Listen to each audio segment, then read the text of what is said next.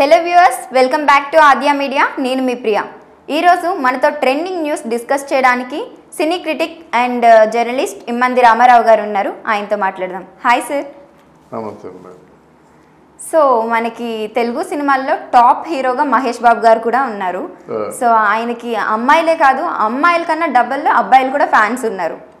So ఆయనది ఇప్పుడు trending movie ఏంటి అంటే గుంటూరు కారం అనమాట. ఫస్ట్ నుండి ఈ మూవీ స్టార్ట్ అయినప్పటి నుండి చాలా రూమర్స్ బయటకు వస్తున్నాయి. ఫస్ట్ పూజా హెగ్డే అనుకున్నారు హీరోయిన్, ఆ తర్వాత పూజా హెగ్డే తప్పుకుంది శ్రీలీల గారు అని చెప్పారు. ఇప్పుడేమో రీసెంట్గా తమన్ గారు మ్యూజిక్ అందిస్తున్నారు ఈ మూవీకి అనుకుంటే ఆయన్ని తప్పించి అనిరుద్ధ్ రావిచంద్రన్ అంటున్నారు. ఇందులో అసలు ఎంతవరకు నిజం ఉంది, ఎంతవరకు నిజం లేదు? నిజానికే ఉంది. ఇప్పుడు గుంటూరు కారం సినిమా ఎవరు చేస్తున్నారు? త్రివిక్రమ్ శ్రీనివాస్ చేస్తున్నాడు. ఎవరితో చేస్తున్నాడు? మహేష్ బాబుతో చేస్తున్నాడు. మహేష్ బాబుకి త్రివిక్రమ్ శ్రీనివాస్కి ఎటువంటి అనుబంధం ఉంది? అతడు లాంటి సినిమా చేశాడు. అర్థమైందా? కలేజా కూడా చాలా గొప్ప సినిమా, దాన్ని కరెక్ట్గా ప్రోపగండా చేయలేకపోయారు. మూడోది అథారిటీకి దారేది సినిమా, కాసుల వర్షం కురిపించిన సినిమా చేశాడు. అటువంటి వాళ్ళ కాంబినేషన్లో వచ్చే సినిమా ఎలా ఉంటుంది అనుకుంటారు? ఆ గుంటూరు కారంలో చాలా ఘాటుగా ఉంటుంది అనుకుంటారు అనమాట. అందుకే గుంటూరు కారంను పెట్టారు. ఆ కారానికి తగ్గట్టుగా ఇక్కడ శ్రీలీల అనే ఒక అమ్మాయి ఉంది హీరోయిన్, ఆ గుంటూరు కారంలో ఘాటుగానే ఉంది. ఈ మధ్య ధమాకా సినిమాలో యాక్ట్ చేసింది, చాలా బాగా ఉందన్నమాట.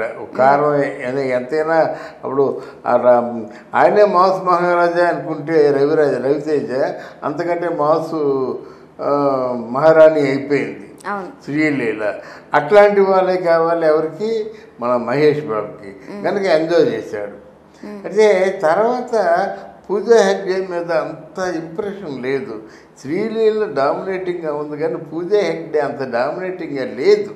అమ్మ ఎందుకో ఆవిడ నిజ స్వరూపం చూపించడం లేదు. కొంచెం ఈరోజు హీరోయిన్లు ఎలాగున్నారు? రేసు గుర్రంలాగా ఉన్నారు. ఆ రేసు గుర్రంలాగా ఉంటే బాగుండేది కానీ అంత బాగాలేదు అన్నమాట. తీసేస్తున్నారు అనేటువంటి ఒక టాక్ వినిపించింది. వినిపిస్తే పూజా హెగ్డే మంచి సినిమా చేసింది, ఇట్టేని సినిమా చేసింది.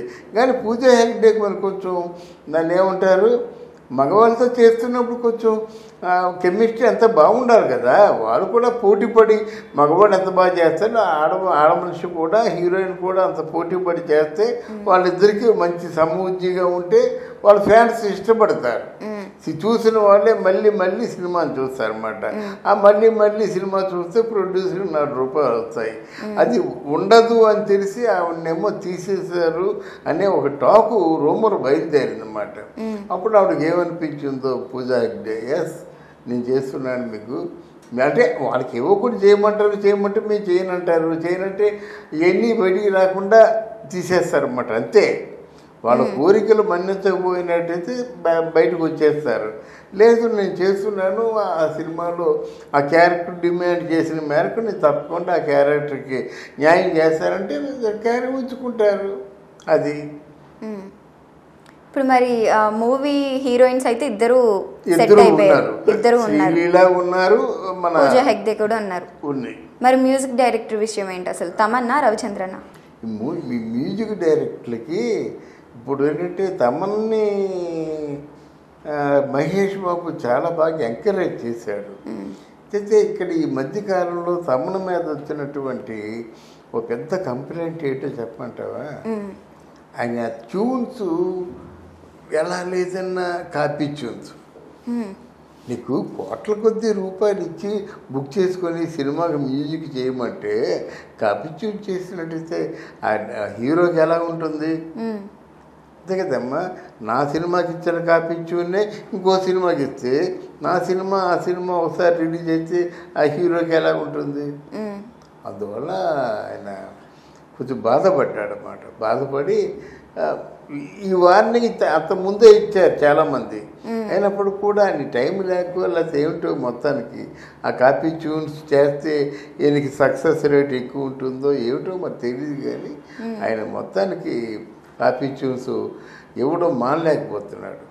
దాంతో మరి మహేష్ బాబు సరే ఎవరు మాకు ఇంట్రెస్ట్గా అనిరుద్ధ్ ఉన్నాడు కదా, ఎవరు మాకు ఇంట్రెస్ట్గా చేస్తాడు, ఎవరు మ్యూజిక్తో ప్రాణం ఇస్తారో వాళ్ళే మాకు కావాలి. కానీ మీరు మాకు శత్రువు కాదు, మీరు మా మిత్రుడు కాదు, మంచి టెక్నీషియన్ ఎట్టి పరిస్థితుల్లో రాజీ పడకూడదు, ఆ గుడ్నెస్ మాకు చూపించాలి అనే ఉద్దేశంతో కొంచెం ఆ మహేష్ బాబు కొంత డిసప్పాయింట్ అయినట్టుగా ఫీల్ అవుతున్నారు.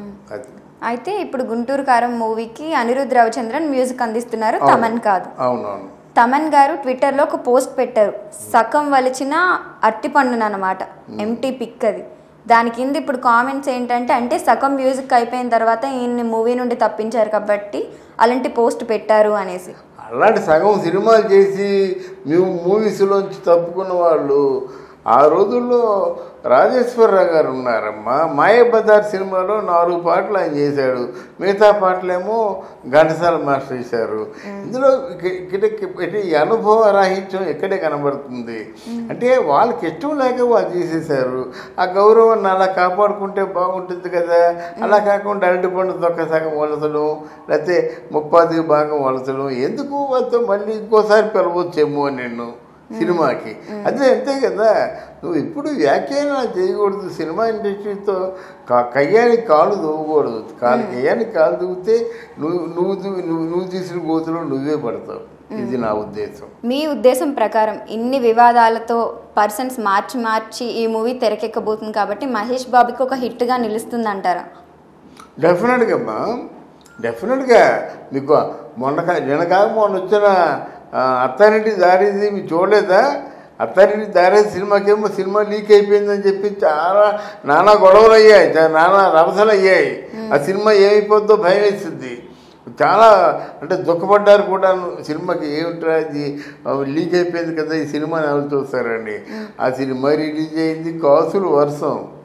అత్తారింటికి దారేది మామూలు హిట్, సూపర్ హిట్, మామూలు హిట్. పవన్ కళ్యాణ్ సినిమాల్లో ఒక సోషల్ సినిమా, ఒక sentimental drama, action drama, entertainment చాలా టెరిబుల్ హిట్ అయిందన్నమాట. అలా చెప్పలేమమ్మా. దీని ఏముంది, మ్యూజిక్ మారినంత మాత్రంలో ఆ సినిమా హిట్ పట్టా తెలీదు. వాళ్ళు అనుకున్న కథని అనుకున్నట్టుగా అందంగా ఆవిష్కరిస్తే చాలమ్మా.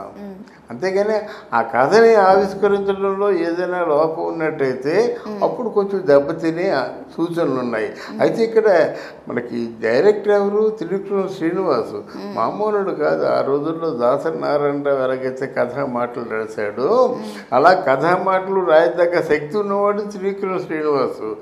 అరటిపండు గురించి నోట్లో పెట్టినట్టుగా ఆయన సినిమా కథ చెప్తాడనమాట. ఎంత బాగా చెప్తాడు, ఎంత మంచి సన్నివేశాలు తాలూకు రూపకల్పన ఉంటుంది. కనుక ఈ సినిమా తప్పకుండా గుంటూరు కారం మాత్రం గర్వంగా ఉంటుంది.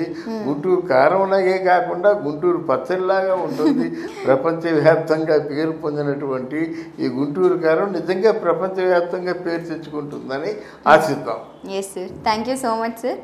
సో చూసారు కదా, ఇది ఇవాల్టి ట్రెండింగ్ న్యూస్. మరొక ఇంట్రెస్టింగ్ న్యూస్తో మళ్ళీ మీ ముందుంటుంది ఆద్య మీడియా.